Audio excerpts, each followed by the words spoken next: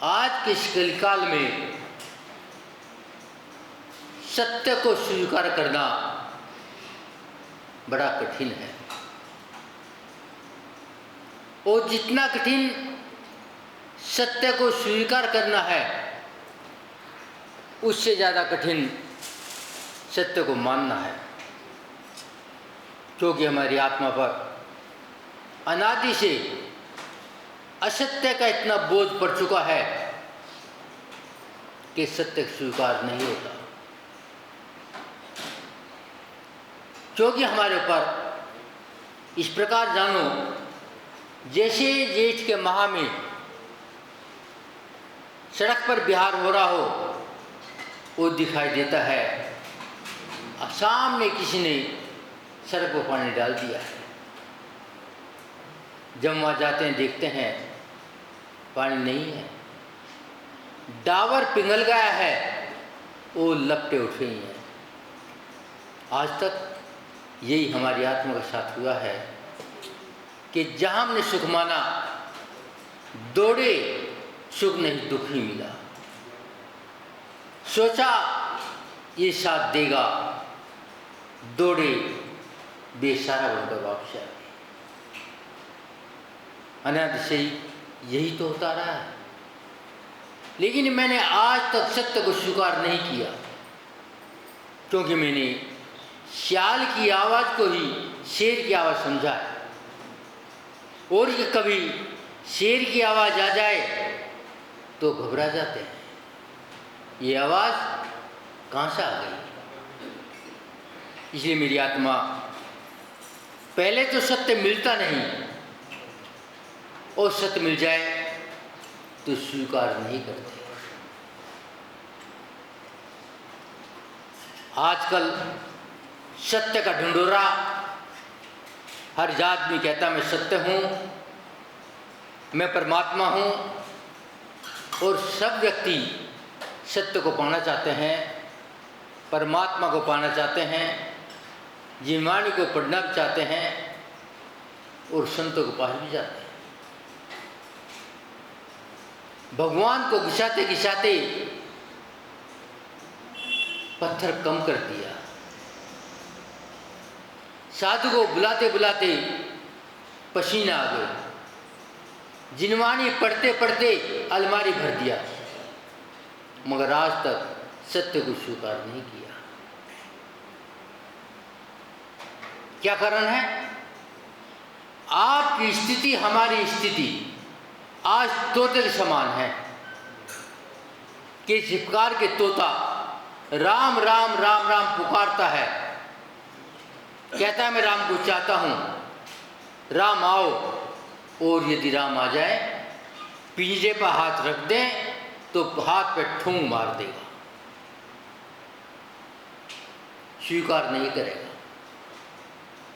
ये स्थिति हमारी है कि सत्य को स्वीकार करना महादुर्लभ है। जब ये आदमी इतना सत्य के लिए आकुल व्याकुल हो जाता है, तो परमात्मा से कहता है, प्रभु क्या कहीं सत्य है भी, या मुझे मिलेगा? तो आवाज आती है, सत्य तो है मगर मिलना दुर्लभ है।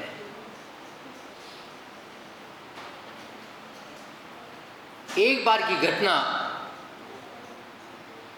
एक संत की सभा लगी थी, और सभा में सत्य के ऊपर चर्चा चल रही थी,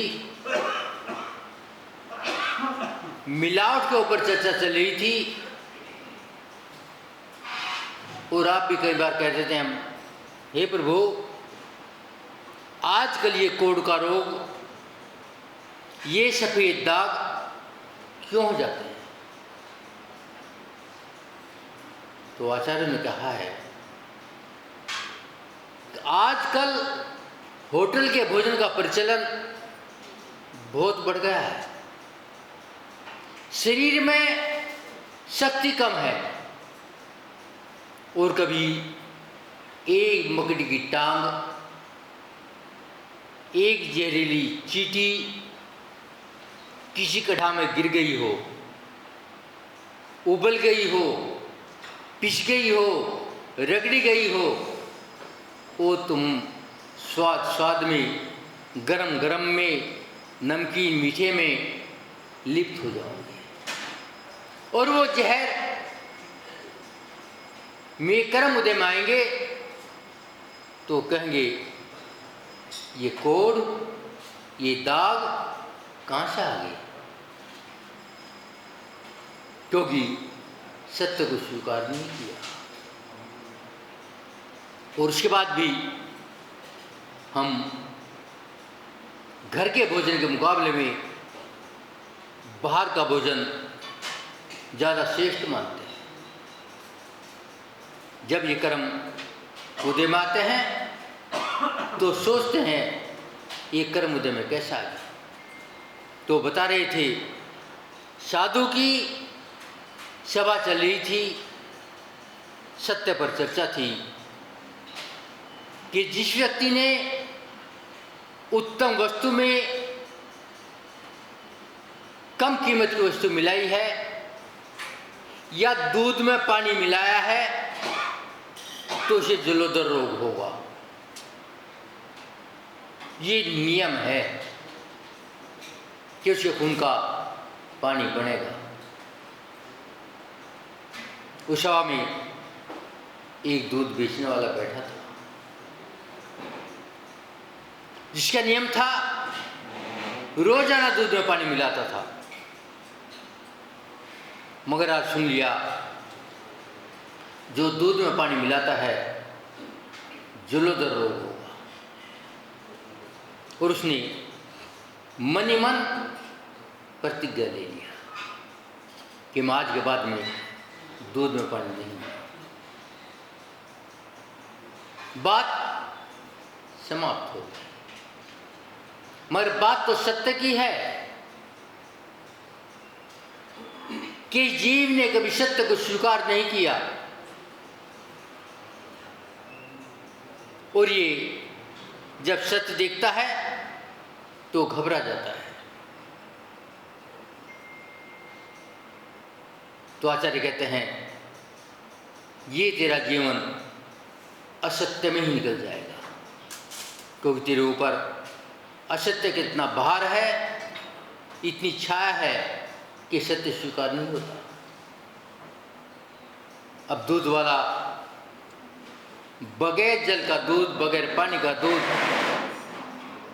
लेकर के आपके पास आता है। आपने दूध लिया, गर्म किया, पिया, हजम नहीं हुआ। और अगले दिन कहा, दूध वाले तेरा दूध खराब है, हम दूध नहीं लेंगे। और किसी ने दूध नहीं लिया। अब वो दूध वाला सोचता है, महाराज की एक बात मानी है, व्यापार चौपट,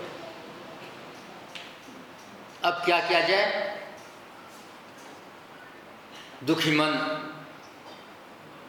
महाराज के पास आया, महाराज क्या करूं, दूध बिकना बंद हो गया। संयोग था जब एक हिलवाई वहां आकर बैठ गया, उसने चर्चा सुनी, क्या डरने की आवश्यकता नहीं है, सारा दूध मैं लूंगा और 2 रुपये किलो महंगा लूंगा और दूध मुझे दे जाना।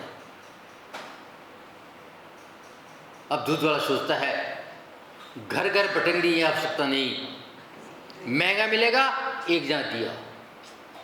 हिलवाई ने दूध लिया, दुगना पानी मिलाया और आपको दे दिया। दूध हजम हो गया। विचार करो, दूध की कमी थी या हाजमे की कमी थी? गलती किसकी थी? दूध वाले की, क्योंकि सत्य को स्वीकार नहीं किया। यदि हम सत्य को स्वीकार कर लेते, एक बार भी स्वीकार कर लेते, तो आज पंचम काल में ना होते, और आज भी सत्य को स्वीकार कर लेंगे तो छठे काल में ना जाएंगे। मगर हम असत्य को ही सत्य मानते हैं, शैराग को ही वीतरागी मानते हैं, और कह भी देते हैं परमात्मा को देते लेते नहीं। जो देंगे वही तो देगा जिसके पास कुछ होगा। मगर एक भूखा भिखारी भी उनके पास जाता है जिनके पास कोठी और बंगले हैं, मगर मिलता क्या है? बस आगे जाओ। यही होता है, रागी द्वेषी कुछ देते नहीं। और आपने पढ़ा होगा, सुना होगा, शिव भगवान क्या करते हैं? क्या सिद्धालय में बैठे रहते हैं? कुछ काम धाम नहीं है? क्या करते हैं सिद्ध भगवान? सिद्ध भगवान की ज्ञान शक्ति लब्धि का क्या काम है? पढ़ा आपने कभी? मात्र जीवों की कल्याण की ही उनकी भावना रहती है। हम पढ़ते भी हैं, कामदम च मोक्षदम ओंकाराय नमो नमः। के सिद्ध भगवान संसार का सुख, उसके बाद में मोक्ष का सुख देते हैं, मगर हम मात्र कहते हैं, स्वीकार नहीं करते। इसलिए हम भिखमंगों की तरह कहाँ पहुंच जाते हैं? उन रागी द्वेषियों के पास जहाँ कुछ मिलने वाला नहीं है। तो बंधुओं, सत्य को स्वीकार करना बड़ा दुर्लभ हो गया है। तो बात दूध वाले की थी, पाचन शक्ति हमारी खराब है और हमने दूध वाले को दोष दे दिया। ऐसे कथन हमारे ग्रंथ में आता है। भगवान महावीर स्वामी केवल ज्ञान हो गया, दिव्य देशना नहीं मिली। सोधर्म इंद्र ने अपना विज्ञान लगाया और जान गए योग श्रोता की कमी है। चिंतन किया, योग श्रोता कौन है? इंद्रभूति। मगर महान अहंकारी, असत्य को सत्य मानने वाला, भगवान की वाणी को ना सुनने वाला, जिसने ना कभी वीतरागता देखी, ना निर्ग्रंथ के बारे में जाना, ना जिनवाणी का अध्ययन किया, मगर सोधर्मी सोचता है वो योग जीव है,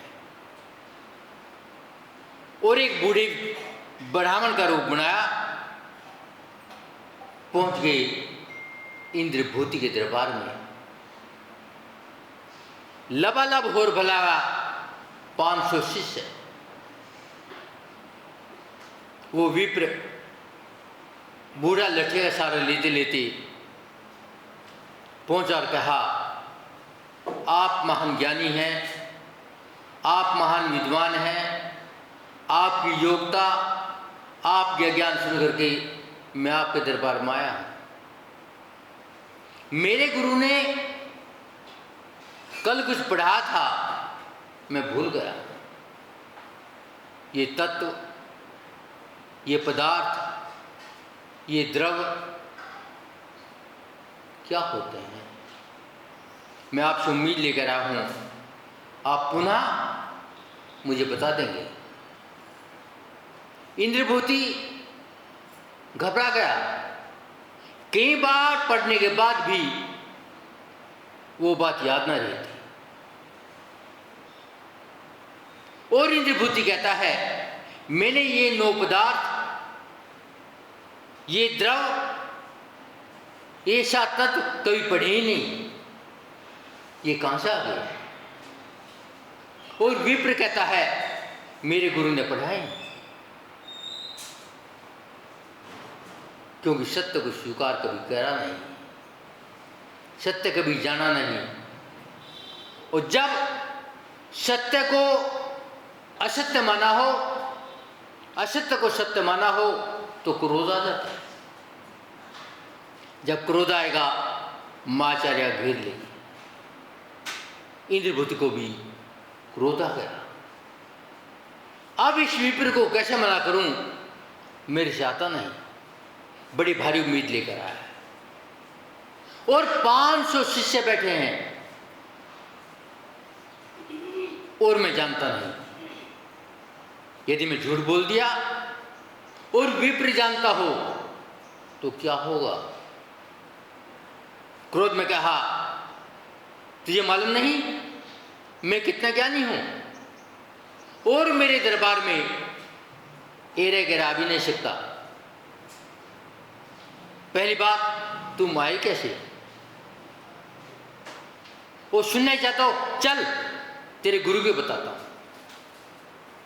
तुझे क्या बताऊं? वो विप्र भी तो यही चाहता था, मगर ऊपर से हाथ जोड़ के कहता, हे प्रभु, मैं तो अपनी शंका के समाधान के लिए आया था, आप नहीं बताना चाहते, चलो मुझे बता दिया। रास्ते में सौरविंद्र सोचता है, इंद्रभूति भगवान के चरणों में झुकने नहीं जा रहा, लड़ने के लिए जा रहा है। यदि इसने कुछ ऊट पटांग कह दिया तो मुझे लोग क्या कहेंगे, ये कहीं को लाया था। लेकिन मजबूरी थी। जब इंद्रभूति समोषण की छाया में पहुंचा, मानस्तंभ देखा तो सच्चाई उगल गई। अब तू कहां बैठा था? आज तक मात्र असत्य को सत्य माना था, इस राग को, इस वैभव को सत्य माना था, इस बीज को सत्य माना था, मगर बीज में सच्चाई नहीं है। सच्चाई एकांत में है, सच्चाई अपने में है, लेकिन आज तक अपने को देखना प्रयत्न नहीं किया। विप्र कहता है भगवान अंदर है, चलो, लेकिन इंद्रभूति कहते हैं भगवान मिल गए। अब अंदर बाहर में भेद नहीं है। और जैसे ही मानस्तंभ को देखा, वैराग छा गया, क्योंकि सत्य को सहन कर लिया। और सत्य को सहन करना बड़ा दुर्लभ है। जैसे ही परमात्मा को देखा, निर्ग्रंथ हो गए। अब कोई प्रेग्रह नहीं, अब कोई राग नहीं, कोई द्वेष नहीं, और वे गंधर्व बन गए। जहां एक रागी द्वेषी, जहां प्रिग्रह का अंबार, जहां मिथ्यात का बोझ, वो इंद्रभूति गंधर्व हो गए। अब गंधर्व होना इतना सरल काम नहीं है, इतना ही मुश्किल है जितना सत्य को स्वीकार करना मुश्किल है। तो बंधुओं, आज तक हमने सत्य को सत्य नहीं जाना। यदि एक बार भी सत्य को सत्य मान लेते तो आज हम भी इन्हीं परमात्मा की भांति वेदी में बैठे होते। आज हम इनके चरणों की रज पाने के लिए यहाँ आते हैं, मगर मानते नहीं, जानते नहीं, माथा रगड़ते हैं। और मात्र माथा रगड़ने से कुछ होने वाला नहीं है। जब तक इनकी बात हमारे हृदय में नहीं उतरेंगी, जब तक जिनवाणी पढ़ने के बाद में हम चिंतन नहीं करेंगे, जब तक जिनवाणी को अपने चरित्र में नहीं लाएंगे, जिनवाणी पढ़ना कोई लाभ नहीं। जिनवाणी पढ़ना एक सत्य की जानकारी है, उस जानकारी पे नहीं चलेंगे तो सत्य जीवन में नहीं आएगा। आप जानते हैं, पढ़ा भी होगा, किस संयोग से मां बेटा नरक चले गए, वो 30 नरक तक वारिस नाम के देव नारकों को बिठाते हैं। देव ने कहा, देख तेरी दुश्मन आ रही है, अवधि ज्ञान है मगर सत्य को स्वीकार नहीं किया। नहीं मेरी दुश्मन नहीं मेरी मां है, नहीं लगा अपना अवधि ज्ञान। तेरी मां थी मगर दुश्मन थी। जब छोटा था पैरों में दबाया था, आंख फाड़ी थी, अवधि ज्ञान भी लगा दिया मगर सत्य नहीं जाना। आंखों में रोशनी बढ़ाने के लिए काजल डाला था या फोड़ने के लिए डाला था। बस हमने भी आज तक सत्य को स्वीकार नहीं किया। जब तक सत्य को स्वीकार नहीं होगा तो वही होगा, अपमाना फोड़ दिया। तो बंधुओं, विचार करो, सत्य क्या है, वीतरागता क्या है, निर्ग्रंथता क्या है, मां जिनवाणी क्या है और देववाणी क्या है। हमने देवों को ही वीतराग मान लिया है, वीतराग धरे हैं और सैरागी की आरती हो रही है। क्या होगा? इसका मतलब लगता है छठा काल निश्चित कर लिया है, वो आपको पसंद आ गया है। हम क्या करें? मात्र कह सकते हैं कि वीतरागता यही है जहां तीर्थुष्मात भी परिग्रह नहीं है। निर्ग्रंथता वही है जहां अंदर बाहर कोई गुत्थी नहीं है। मर कह ही तो सकते हैं, खोल के नहीं दिखा सकते। हनुमान ने राम के प्रति समर्पण दिया था, आज भगवान हो गए। और आप भी यदि भगवान के प्रति समर्पण देंगे, आप भी भगवान हो जाएंगे। मगर समर्पण हो जभी तो, आज ना समर्पण है और ना सत्य को स्वीकार किया है। जब तक सत्य स्वीकार नहीं होगा, हमारी आत्मा परमात्मा नहीं बन सकेगी। यदि आत्मा को परमात्मा बनना है तो सत्य को स्वीकार करना होगा और मां जिनवाणी जो पड़ी है उसे जीवन में उतारना होगा। देखते हैं अलमारी भरी भरी पड़ी है, ऊपर भी नीचे भी। पहला तो पढ़ना मुश्किल है और पढ़ लिया तो जीवन उतारने की बात ही नहीं है।